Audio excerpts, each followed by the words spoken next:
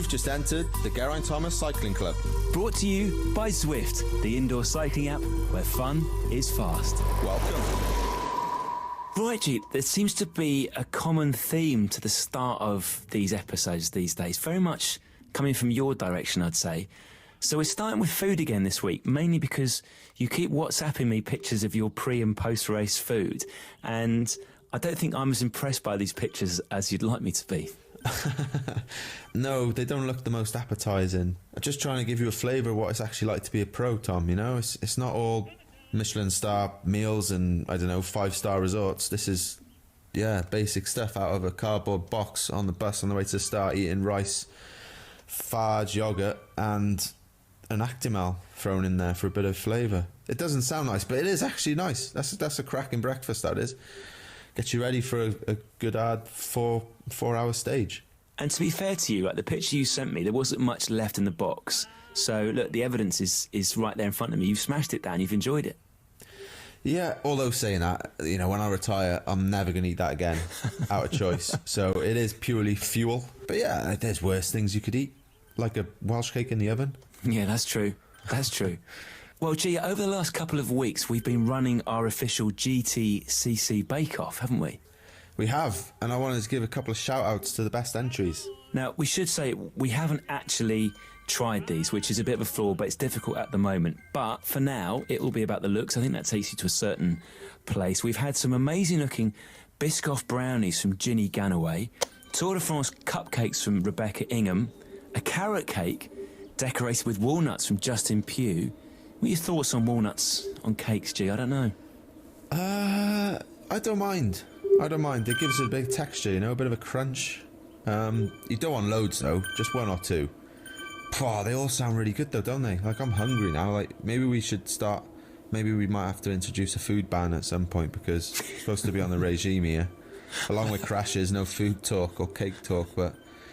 we've also had a heavy cake from Mark Batten, which apparently is a delicacy in Cornwall and food of the gods. Yeah, but what do you mean a heavy cake? Do you mean like it weighs a lot, or is that its official name, heavy cake? Apparently so. To be honest, it didn't really look the tastiest, and it definitely looked very heavy. But maybe it tastes better than it looks. Well, I hope it does, because Maybe they need to rebrand this cake, G. Like, usually cakes are described as like light and fluffy. That's meant to be a positive. It's the heavy cake. I don't know. Yeah. You really fancy a slice of heavy cake? No, I don't actually, but... yeah, it's not really selling itself, is it? Like, because everyone knows cakes are quite bad anyway. They could call it robust cake, and that feels a bit more positive, doesn't it? Or hearty. A hearty cake. Hearty. That's nice better, slice of hearty cake. Hey, we got those pictures on our Facebook page from Sid Gaskin. He was the one with the suspect Welsh cakes, the ones that he baked rather than griddle panned. Yes. Now, the good thing about Sid, he's not easily defeated, Sid Gaskin. He's come back with some protein flapjacks, which feels sort of more your ballpark than the hearty cake, G. Yeah, at the moment it would be, especially when you're racing. But, yeah, I don't know. The thing is for me, right, if I'm going to have a cake, I want to have a cake. I don't want to have a cake that's got some, I don't know, substitute blinking sugar for avocado oil, or I don't know what they do. All those random bloody crazy things people do these days. Just, if you're going to have sugar, give me sugar, you know what I mean? Same with beer. I'm not really a fan of... I can see how some people, if you drink a lot, but for me, I rarely drink. So if I'm going to have a beer, I just want a beer, none of this alcohol-free malarkey. I'm just picturing poor old Sid Gaskin now, who... He's already binned off his rubbish Welsh cakes. Now he's looking down at his protein flapjacks. Yeah, we're giving him a hard time. No. Don't get me wrong. Very much appreciated. And maybe we can add that to our breakfast buffet. Yeah, why not? Hey, we also had some apricot buns from Paula, some Belgian buns from Robert, a Simnel cake from Sue Dashiv. That's a sort of Easter cake, isn't it, a Simnel cake? This was one of many she sent in. And... a Manchester tart from Laura. Anyway, enough about eating. Let's talk about cycling.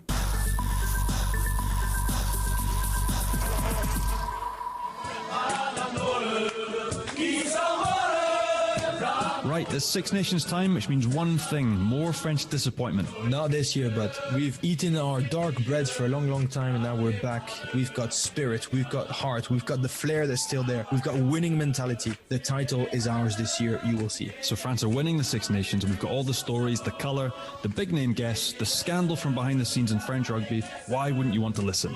There you go. Sold it well, guys. That's adopted Frenchman Johnny Beattie, full-on Frenchman Benjamin Kaiser. And you can catch us on Le French Rugby Podcast every Wednesday on all your usual podcast platforms. Au revoir, écoutez et téléchargez ce super podcast. Merci.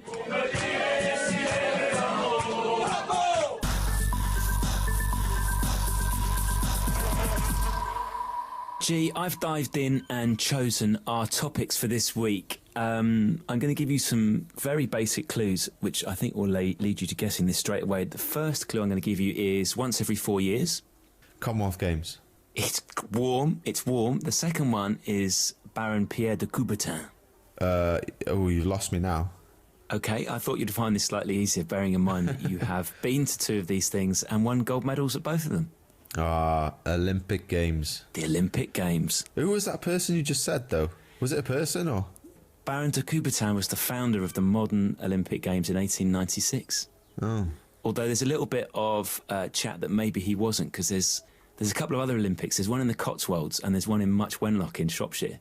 So de Coubertin gets the nod in history of the man who revitalised the Olympic Games from ancient Greece, but actually they were knocking on for quite a long time in two different parts of England in the meantime. And there ends your sporting history lesson for this week. Well, cheers. Thanks for that, Tom. Not at all. So were you the sort of kid, because I was, who, when the Olympics came round, it was like the greatest summer every time it came round, and you were just like, right, Mum, this is what I'm doing this summer, I'm watching the Olympics? Yeah, I loved it. I remember the first one must have been 92. I just remember being sat in my front room, well, my parents' front room, obviously, on the carpet, just watching all different sports. Obviously, athletics sticks out. Was that Linford Christie? Was he? It was. Yeah. Yeah, so him and... the swimming and stuff as well. And I remember after that, my first sort of games console, and those Olympic games were out, and you'd be like bashing on the buttons from the swimming and then the long jump and stuff. So, but yeah, the Olympics is something I always, like, since I was a kid then, just dreaming of just doing and winning medal in. So yeah, ever since I can remember, really, just sport in general has always been big, and my dad loved it obviously, and that's what gave me the bug. They're weird things, aren't they, G? Because you watch an Olympics on TV and then you actually get to one. Like, my memories of covering them, the first few I went to, was you get there and it feels like a city's been rebuilt and it seems a bit weird that all this new stuff's been built. And then they start and you get this really weird feeling, which is that there's more people in the world looking at these few square miles of the world's surface than anywhere else in the world. It's like everyone is watching this tiny little patch. Yeah, that's true, but when you're doing it, I certainly didn't think that, because I think you'd shit yourself, wouldn't you? I think, not literally, but I think it just, obviously going into the village for the first time was like, wow, this is mental. Like, they've just built this for all these thousands of athletes to come and compete. But yeah, like in Beijing, we just stuck in our own little world. We didn't really we saw all the different shapes and sizes in the food hall of people. Like obviously these really tall people, like really short, really big, stocky, really skinny. That was mad. But to be fair, until after my race, I didn't really take much in. It was all just stay in my own little bubble and just worrying about what I've got to do and trying to win that, really. London, I definitely took it in a bit more, but you're still very sort of in your own zone, so to speak, and you don't want to sort of get all like touristy or whatever, or starstruck or anything like that, really. How about for you, though? Because when I've gone to see... I went to the end of the tour one year because I crashed out, and I went back for the final stage, and it's so annoying going to watch like a sporting event, the big one. I have a new appreciation for what Sarah has to do, because I was a right bore. Like you got to go massive walk, round the houses to get in and all this and that. But the Olympics for me, right, when the first one I went to, I was so blown away by the fact I was at the Olympics, and I never lost that awe that I was actually at something that as a kid I'd watched on TV. The funniest thing for me, because you generally get quite good seats if you're broadcasting or writing at Olympics, is who else turns up for particular Olympic events.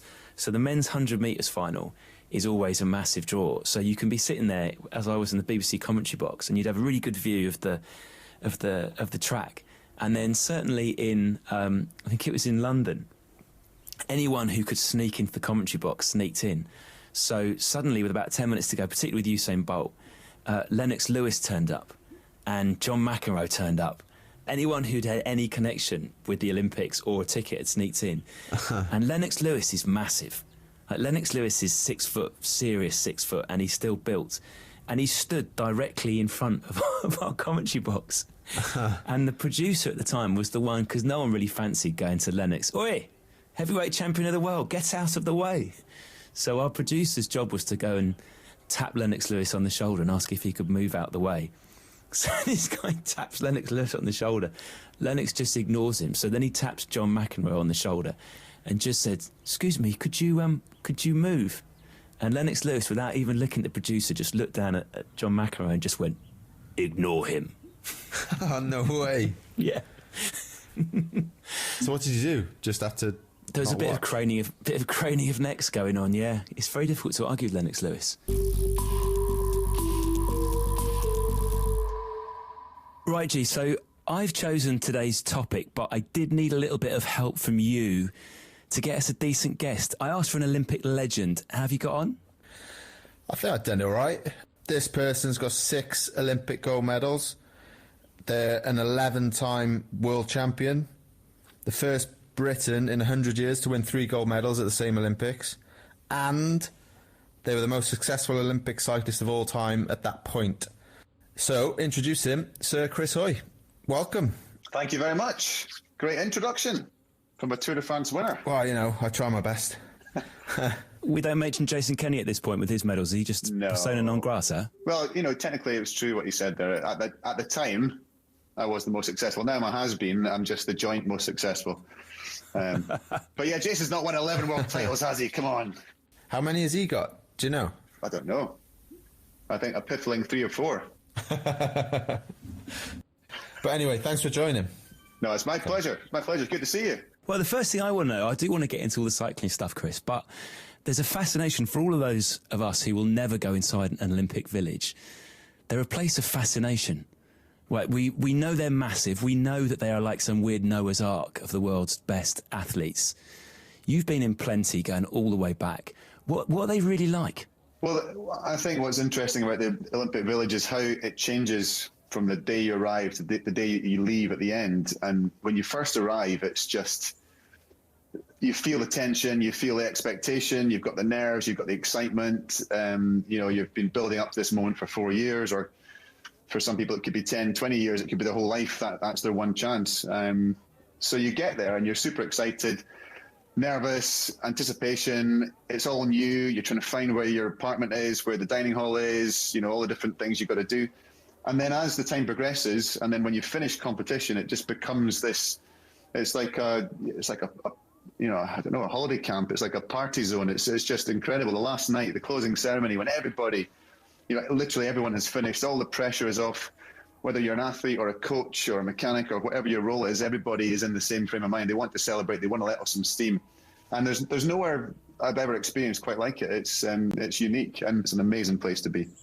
Chris, I've heard rumours in Beijing, because you had some Olympic experience by then, and you're a man who likes his coffee. Mm-hmm. You're a man who understands the importance of coffee to a power athlete. Is it true that you imported an actual bean-to-cup coffee machine into Beijing? Not for Beijing. So Beijing, I had the little hand presso. So it was like a bike pump. Okay. That you pour the boiling water in, and then you have a little pod with the coffee in it. You put that in, you pump it up by hand, and you push the button, and it releases the espresso into your cup. So that was a real kind of, you know, worst case scenario if the coffee was really bad. And the food was pretty bad in Beijing. That, you know, of all the Olympics and Commonwealth Games I've been to, every dining hall, it's amazing. The food's amazing. You have all different sorts of cuisines. And in Beijing, it was pretty poor. You know, they had the cuisine, but the vegetables were overcooked. They were all stewed. All the kind of nutrients were out of them. The meat wasn't great quality. And a lot of the athletes were going to McDonald's and actually having, you know, chicken salads and things like that, because at least you know that you're going to get consistent food. consistently average, but at least it's consistent. But yeah, coffee-wise, I had my coffee machine and the grinder and all the beans and everything in London. So that was the full, I had the full setup there. And I used to have it for any of the World Cups or World Championships where the van was driving with all the kit, that weren't flying to the race, that they could actually take it on by land. I would stick my coffee machine in the back of the van. And my room was the most popular room for the whole team. All these folk come in, knock on the door. Oh, hi, Chris. Oh, hi. Yeah. 5 minutes of, small talk. And then it's like, are you going to make a cup of coffee? I was like, oh, yeah, all right, fair enough. I became the most... It wasn't because they liked me, it's just because I had coffee. That's why they were always round at my room. He didn't let us team pursuers in, though, Tom. Chris isn't a nice guy, really. Yeah. He comes across a nice chap, but when it comes to his coffee, he's like, nah, just the sprinters. There's rules, yeah. It's what was it? Gary Beckett, this one year used to call it Jurassic Park. That's where the sprinters' rooms were like Jurassic Park. You didn't go in. You didn't. It's a dangerous place to be. You kept out of it, but I did give them a cup of coffee every now and again. No, you did, yeah. I'm only joking. I remember. I actually. Do you remember when the World Champs were in LA in like 2005? Okay, I know this is an Olympic podcast, but we actually went down to, is it Venice Beach, where all I want to say crazy, but well, yeah, it's a bit crazy, isn't it? Yeah, Muscle Beach and all that. Yeah. And I remember walking down there and just being like scared shitless because I just had my spleen out. And I was walking down there, I was like, so I got in between Chris and Craig McLean. So Craig's quite a bit smaller, but he's built as well. So I was just in between these two guys, like, yeah, I'm safe here. But they looked after me, taking me to Dunkin' Donuts, and is it Dunkin' Donuts? It was Krispy Kreme. Krispy Kreme, that's the one. Yeah, that was a kind of new thing at the time, and it was Jamie Staff was telling us about Krispy Kreme. I'd never had them before, and it became the mission to go and get some Krispy Kremes. You were there, but you weren't racing, were you? Because you were still injured from the crash. Yeah, I had the ticket, so the guys were like, well, you might as well go and see what you can learn. Just went round with you boys eating donuts. Yeah, it was great. I said to the guys that there's no point in taking him. He's never going to amount to anything. It's a waste of a hotel room. But they obviously didn't listen. But yeah. Was this the tomato ketchup worlds as well? That was the tomato ketchup worlds. Yeah. Yeah. G, would you like to explain the tomato ketchup worlds? I can't really remember too much either because I was a bit drunk. But basically, we were out in LA, some random bar. We'd all had a drink. Simon Jones, who was the endurance coach at the time, he's left now. He got a bit leery when he'd had a few, and I think he attacked Chris with a tomato ketchup or something, and then Chris obviously retaliated with more ketchup. Obviously. No. Well, it kind of escalated, didn't it? I mean, Simon was the king of practical jokes, but the thing, if you're going to be in a practical jokes, you've got to be able to take it in return, and Simon couldn't take it in return, so he would always dish it out, and then when it came back to sort of the repercussions came back to him, he couldn't cope, and it was usually with the mechanics. It was usually with Sandy Gilchrist or a few other guys. But that night, it was the last night. We were in this bar, maybe about 200 cyclists there. Sunday night, basically what happens at a World Championship, you finish. Somebody finds a bar that's got a bit of space. They'll text someone in another team, another country, and say, we found this place. And they say, right, we'll come down too. Word spreads very quickly, and that becomes the sort of hot spot for the night. And bearing in mind it's always a Sunday night, it could be just a quiet little bar. They're just about to close up, and all of a sudden there's 200, mad cyclists all desperate to let off some steam. So went to this place. Jonesy shook a bit of ketchup on me. I shook a bit of ketchup on him. And then he emptied the whole bottle over me, over my head, over my top and everything. And I ran out this bar after him, covered in ketchup, bearing in mind that ketchup looks like blood. And as I ran out, the police had been called. There was somebody gone missing, not unrelated to us, and they were there searching for this guy. And then all of a sudden, this guy with what they thought was blood comes running out of a bar, chasing someone else, and they all kind of freeze. And the guy said to Ross Edgar, "Is it blood?" And he said, "No, it's tomato ketchup." And then they all kind of went, "Okay, everybody calm down." And we all kind of made our way back to the hotel, and everything was fine, and we're all happily ever after. Best city in the world to do that in, isn't it? LA. Exactly. Downtown LA. Yeah, gee whiz. Redondo Beach, that was. Good times. So let's get back to the Olympics then, Chris, right? The pressure of an Olympics. I've got a memory of 2012 in the Athletics Stadium. It's the first morning when Jess Ennis has walked out to do our 100 hurdles. It's a full stadium, which never happens, usually a morning session of track and field. and there was this enormous roar. I'm only there reporting on it, and I remember looking down, and my hands were shaking, and I remember thinking, bloody hell, if this is what it's like watching it, what's it like competing? So you've been in that position. You've sat there on your bike after all this lifetime of training and 4 years of specific training. You've sat there and watched people before you going out, setting PBs and breaking records. What's that moment like? I think it's only something you can deal with experience. So if you've been to, we were lucky to have Manchester as a venue that had many World Championships and World Cups, and you had the home support and you had that experience of walking out, stepping on the track and having that huge roar. So you build up to it. But London was on a different level to anything that I'd experienced. And we were lucky to have had the World Cup in London in February of 2012. And that was pretty similar noise, to be honest. There was same capacity stadium. The guys who got the tickets for the World Cup weren't going to get tickets for the Olympics. So that was their Olympics, if you like. That was their chance to see the athletes and at the test event. So you get used to it, or you don't get used to it, but you try and get a bit of a sample of what it's like, and you prepare yourself for it. You know that when they announce your name and they say, British team, Chris Hoy, there's going to be a big roar, and you just try and use that. You don't think, oh my God, this is the weight of the world on my shoulders, I've got to perform in front of the crowd. You think, every single person here is cheering me on, they want me to win, they're with me, I've got their energy, I'm going to use this energy. But it's easy to say that, and it's a different thing to actually do it, and it's easy to get caught up in the atmosphere. The Canadian team pursuit team, the women's team pursuit team, on the first night or the first afternoon of the Olympics in London, apparently when they came off the track, they said we just weren't prepared for the noise. We thought they'd cheer for the home crowd, but they're cheering for everybody. And they went out and they went way ahead of schedule, and they kind of blew apart because of the atmosphere. So you have to be able to use it, and you have to be able to temper that emotion and use the energy, but not get caught up too much in it and not get distracted. Hey Chris, do you remember in London they played like Big Ben? Like for Team Pursuit, it was like 30 seconds ago there'd be a chime like a Big Ben. Oh, every time I hear that now, I just get hairs on the back of my neck stand up.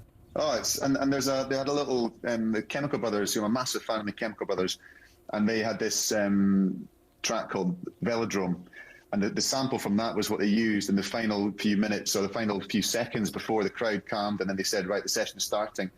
And if I hear that now, it is just that kind of Pavlovian response. You get the nerves and the hair stand up in your arm, and you get that feeling. It's the same as when you hear that the start gate, the beeps from the start gate. To the day I die, that sound will elicit a bit of adrenaline and a bit of a reaction. But at the time when you're there ready to go, you're in that autopilot mode by then, aren't you? Like for me, the hardest bit was when you sat on the chairs waiting to step up. Because when you're warming up, it's the process, you're fine. When you're rolling around the track, it's fine. You just, you're going through how you're going to race, your turns, blah, blah, blah. But then when you sit down, that's the most vulnerable point for me. It was always like that minute or two where it's just like your mind can so easily wander there. Horrendous. And you're absolutely right. Once you're on the bike, it's autopilot, and that's what you train for. You train to be in that autopilot state. But yeah, the minutes before, the kilo is sitting there chalking up your hands, waiting to go as your rivals are setting their times. The sprint, when it's head to head, it's an Olympic final, a world final, and you're sitting there and your opponent's sitting right next to you. And it's just the silence as you're waiting to draw the numbers, the starting order, and it's there's so much in those last few seconds. You can't.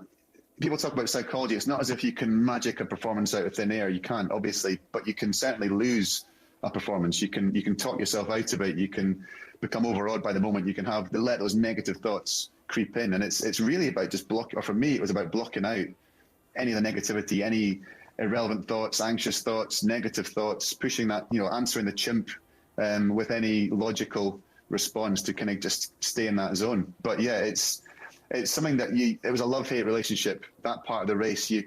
When you finish the race, you look back on it fondly and go, that was awesome. And at the time, you want to be anywhere else in the world than that seat waiting to get on the track.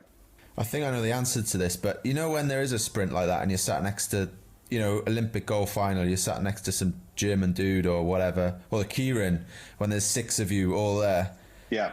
How do you treat that? Are there some sprinters that try and psych other people out by then? Do they have a little word or Like, oh, I could have shaved your legs, mate. Or Yeah, I mean, there were guys who used to, Sean Eady, the Aussie, but looked like Bluto from Popeye, you know, massive, big, 6'3", 6'4", big, massive beard. He had a beard before it was cool to have a beard, back in 2002, and he used to try and psych folk out and growl at them and look at them and intimidate them. And when he did it to me, I just used to think, well, that's great, because he's obviously worried about me. If he's taken the time and the effort to try and psych me out, he's worried about me.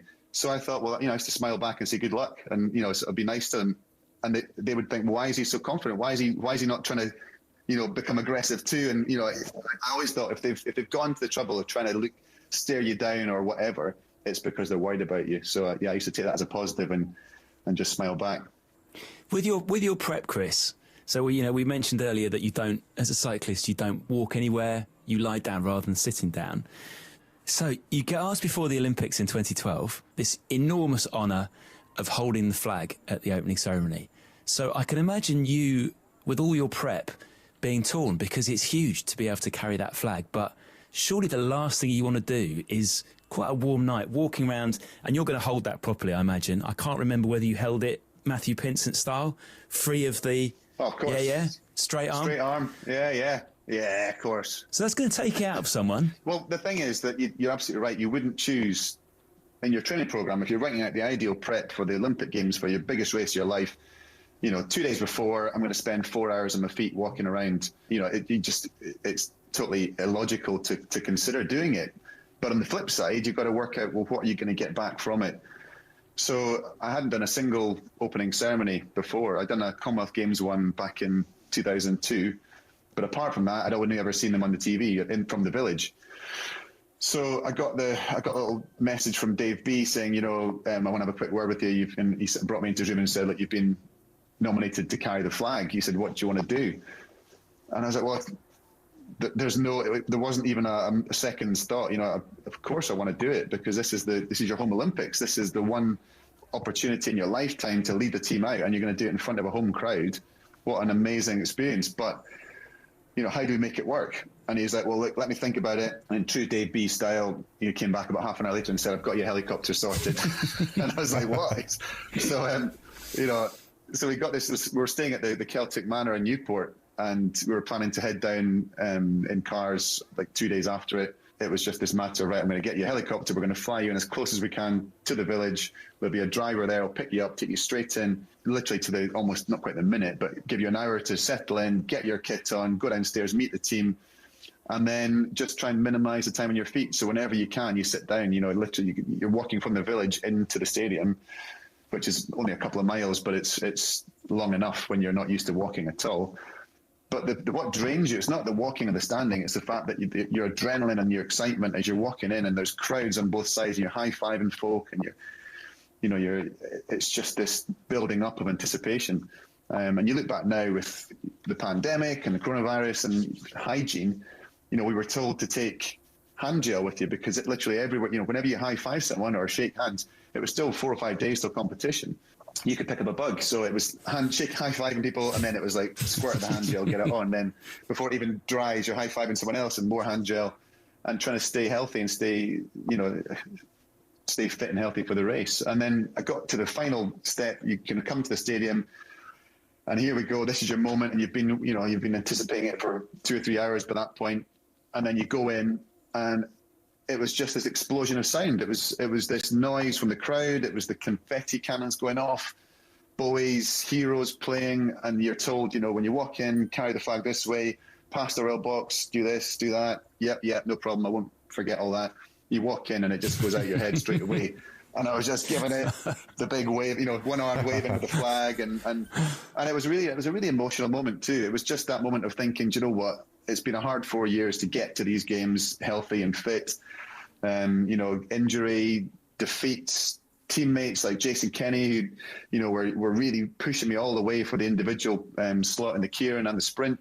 And I thought, you know what, it's all been worth it just for this moment, just to carry the flag, just to walk in, to experience these few seconds. It's made all that hard work worthwhile. And if I get a medal of any colour on top of this, then that's a bonus. So it took the pressure off me. And the opposite of what people might expect, being the flag bearer, you've got the extra expectation. But I felt the opposite. I thought, you know what, this is it was all worth it for this one moment. And if I get anything else, then that's a bonus. And Brad Wiggins got to just walk on stage and ring a bell. Easiest job in the world. Well, it was weird because I saw him. It was before the opening ceremony that night. The only 3 people from the team were Dave B, Bradley, and me that had arrived. So I went to the room straight in. Yeah, it was the first time I'd seen Bradley since the tour, and it was just this kind of moment of bloody hell, mate! You've just won the Tour de France. You know, it was really surreal. And well, you remember, Geraint, we were in Newport watching him.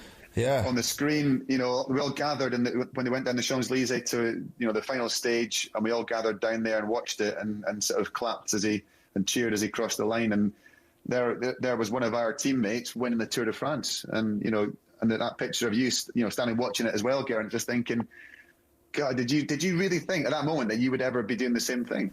Not a chance in hell, no.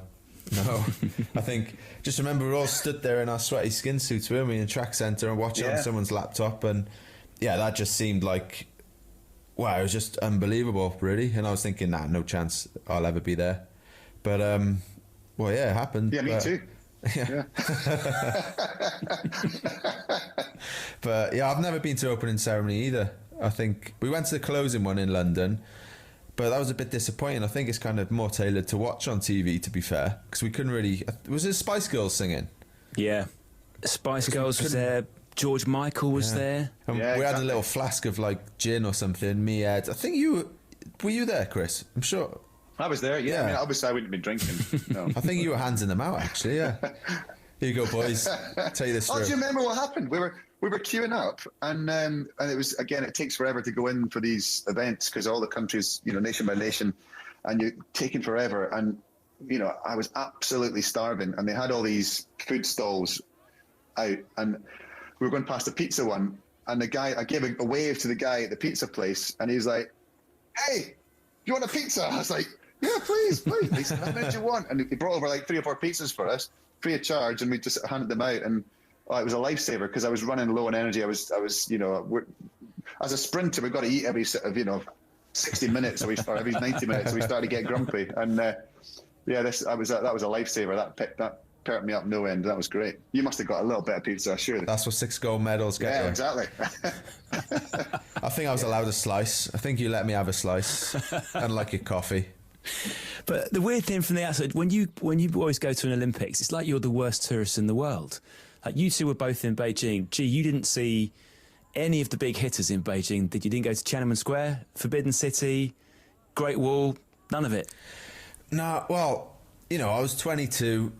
It was all about the race until that point. So, you know, we were fully committed. But as soon as we won, it was like, well, let's go drink, let's go party, you know. I don't want to go see a wall or some square. Like some square, a wall.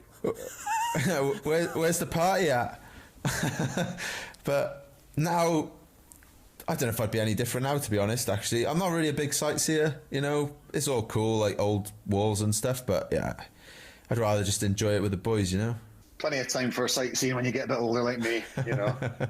What about after your race, Chris? Did you stay until the end? Because cycling's normally one of the first events, so it's a long time to stay, isn't it? Yeah, well, I carried the flag in the closing ceremony in Beijing. Oh, so I sorry. in for that. I should know that. And well, that was I should know it. But as you say, it's one of these things. It's all about the opening, really, isn't it? It's the closing. It is for TV, but it's the athletes are just going there to celebrate, and then you go straight from there back to the village, and then the parties start, and you have your fun. But we were leaving the next day. Doug, as always, Doug Daly was an absolute legend of British cycling, who started out as a coach and then became in the logistics and the planning and sort of managed the team. And he always, because Doug was very disciplined, a real kind of military precision with everything. And he'd get up in the morning and he'd do 50 press ups, and he was he must have been in his 60s at that point. Great guy. And but the one thing he always used to do was book the flights as early as possible the night after the last night of celebration. So he knew that we'd all be absolutely, in a terrible state. And then it would be okay, boys, downstairs at 6 a.m. And you'd be like, oh, thanks, Doug, brilliant. So we were leaving. I think the flight, we had to leave at like 3 or 4 a.m. So we basically stayed up all night and then got the bus straight into the airport. And it was a hell of a journey back. Slept the whole way. Expected to arrive and just have the usual, couple of journalists with a few questions and then straight back to your room back home. and we arrived into Gatwick, and there was this massive press conference, and we came off the steps, and suddenly dawned on me, actually, this is a bit bigger than Athens or Sydney or anything I'd experienced before. This is a big deal. And from then on, for the next, so I guess it was the same for you after winning the tour, for the next 2 or 3 weeks, or probably next month, it was unbelievable. Just the number of things you had to go and do, and people to see, and events and media. It was quite overwhelming, really. Yeah, and going back to that travelling home, that was probably the best perk. Did you? Because we got a gold membership to BA and a business ticket home. First business class ticket I ever had. Oh. Did you not get first class? No, you got to win bloody 6 to get one of them, don't you? Ah, you got stuck back in business, did you? Yeah. Oh, never mind. Yeah. Was the Beijing one the Brad Wiggins taxi bonnet one? Yes. That was it. That was good. I wasn't there. You were there for that? Yeah, I was there. So basically, it was out of some movie. I don't know what movie it was, but he did some roll across a taxi bonnet, which was, I don't know, he said... He shouted something, maybe, and rolled across, and then suddenly the taxi driver gets out, you, and just going nuts at him, and the police are there, all the BOA officials are there. Ross Edgar was there as well, actually, the guy that got you out of the shit in LA. Yeah, there's usually a pattern. Yeah. But he's usually there stirring up. He's in the background, kind of holding you on to have a bit of fun, and then he stands back and goes, "Oh God." But no, so it was at the Team GB house, wasn't it? It's outside there. Yeah. So what was that house? It was just basically where we could go for a drink and stuff and watch the events. Yeah.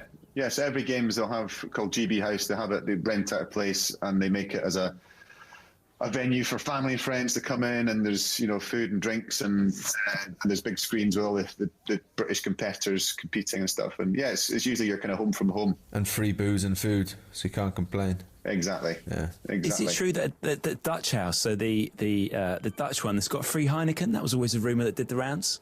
Yeah. Heineken House. That's where I was that night when I missed Bradley's Dukes of Hazzard roll on the bonnet. We were over at the Heineken House.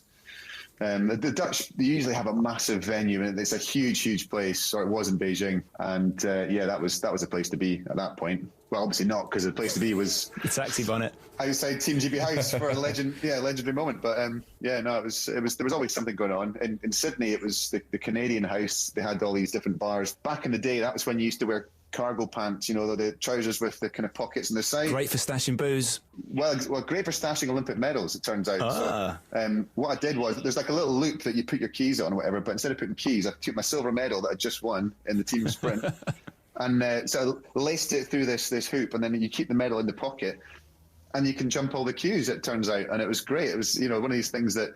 And we went out with Johnny Clay. He'd got his bronze medal in team pursuit. I think Rob Hales might have been out with us that night too. Craig, Jason Quealy, Craig McLean.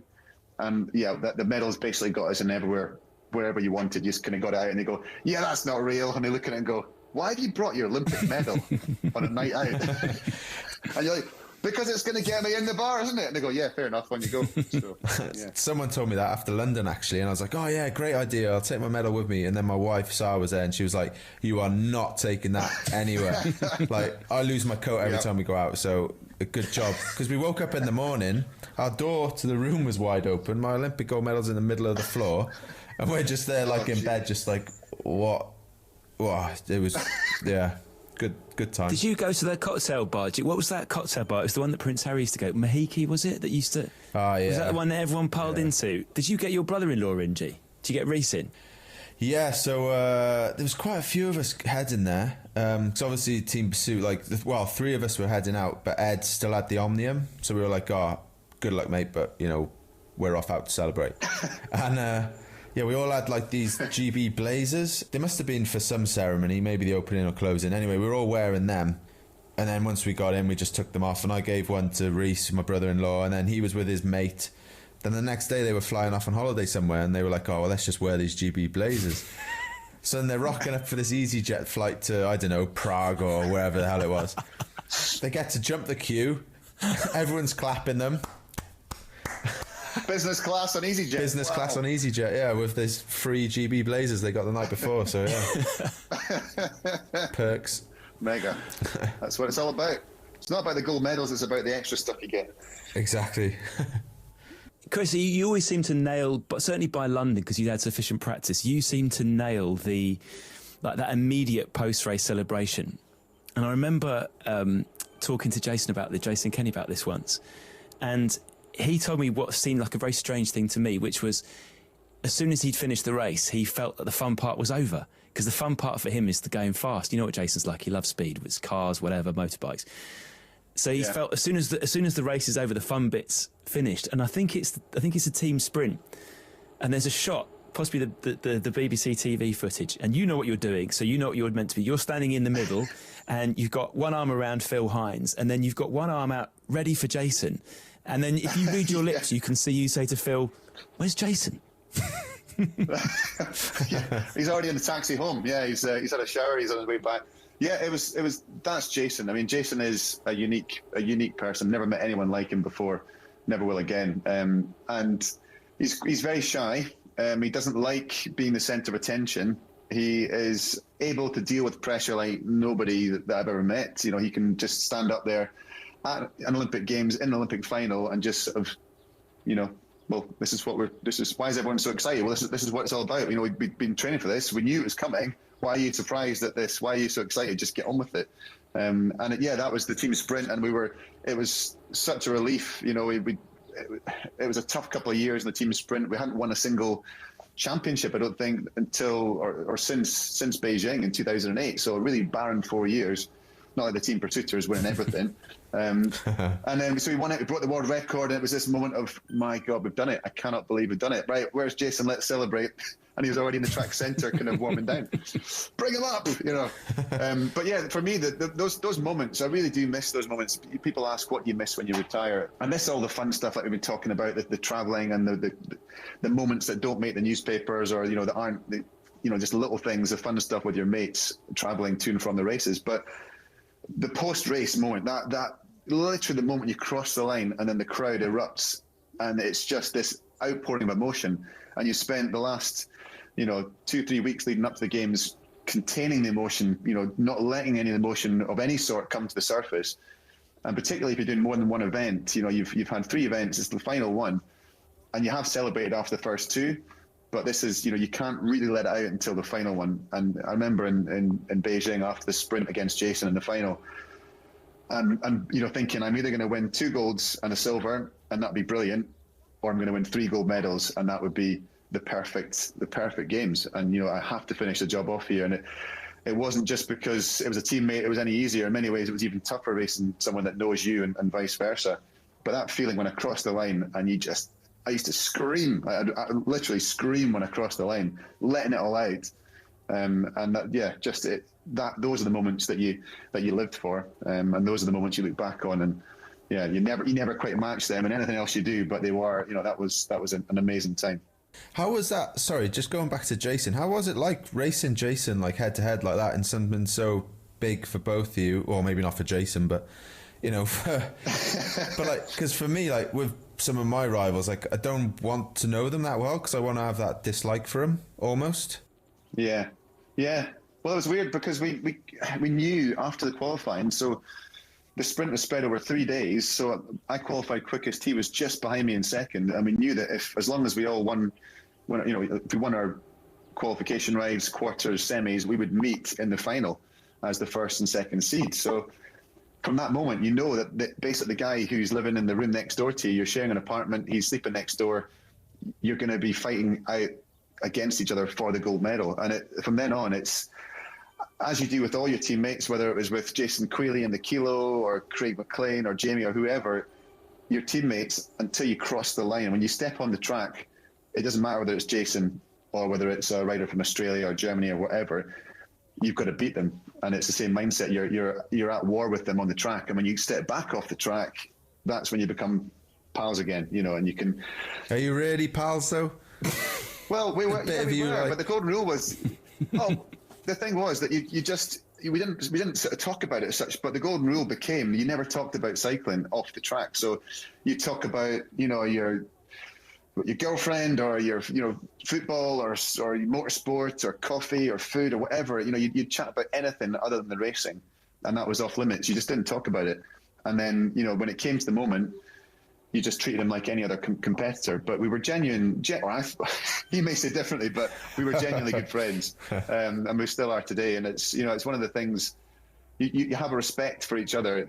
I respect Jason enormously. I think he's a massively underrated athlete, which is a strange thing to say about somebody who has 6 Olympic gold medals. But he is physically and mentally, almost perfect for the sprint and the keirin. He has the right temperament, he has the right physiology, and it just because he doesn't celebrate and show the emotion, I think people think that he doesn't care about it. He absolutely does care about it, and you don't win these medals by accident. You can't just turn up and fluke it. The work that goes in day out for the full 4 years, and people say that he kind of, hibernates in between Olympic Games. That's not the case. He's still training absolutely flat out. He's still throwing up in buckets in between efforts. He's still doing everything he possibly can to be the best he can be. But I think the Olympics bring out the best in him. And I'm sure we still, as long as the games go ahead in Tokyo, then we've got more to see of him this year.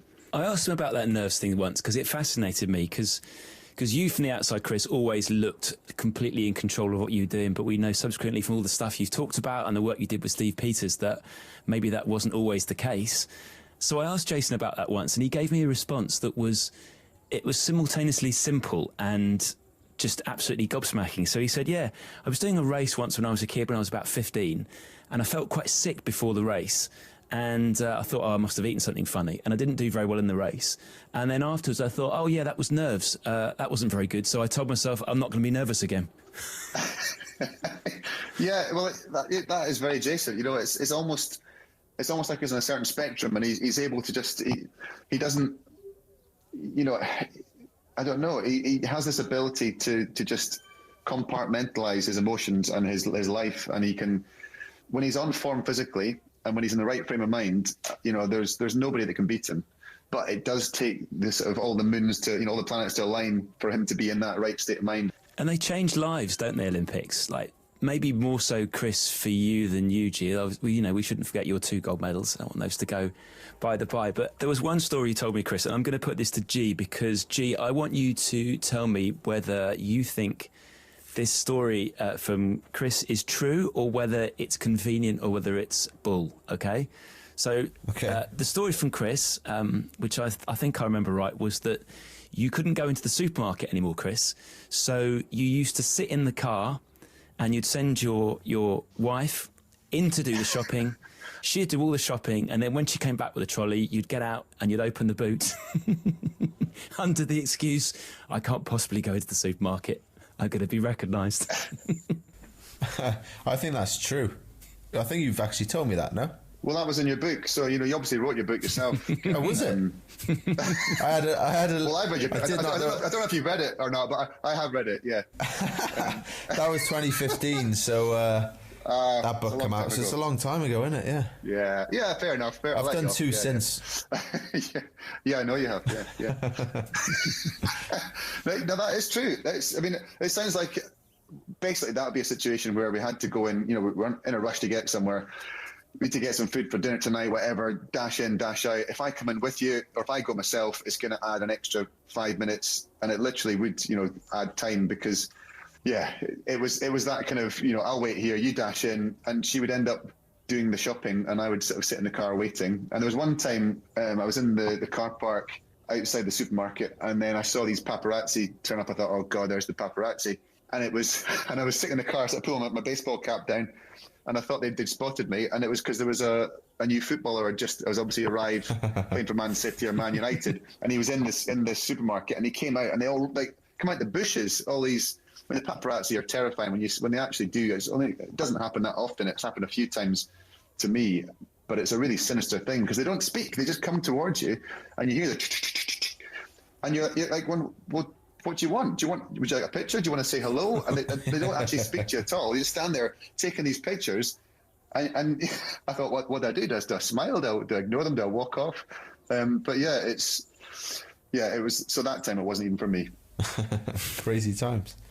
Well, cheers. Thanks for coming, Chris. That's been a pleasure. I would say our first Sir, but we've actually had Sir Paul Smith on as well. But second Sir, So you're joint top again. Sorry, mate. Oh well, you've got a high standard. Though. That's good to see. No, it's been great, and I've managed to get out doing the bath time and bedtime. So or the kids are just about to go to bed now. So thank you. Perfect. That's been great. Another week on Zwift then, Tom. How's it going?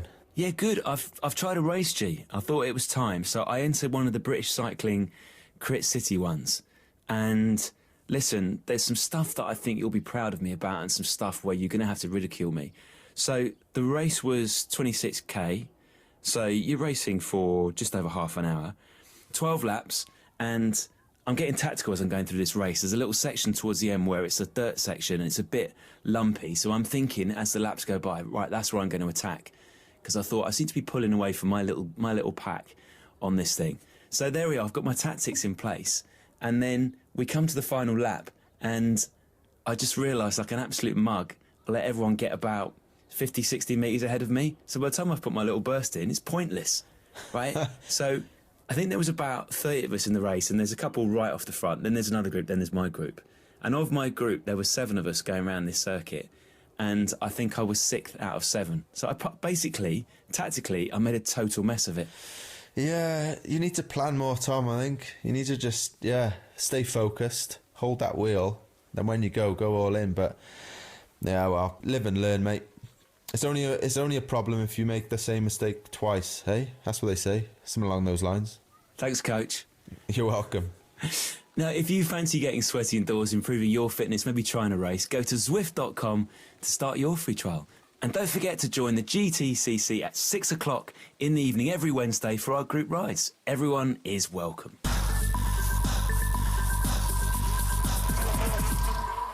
Right, G, it's that time in the pod for Any Other Club Business. And as usual, we're going to start with some appointments.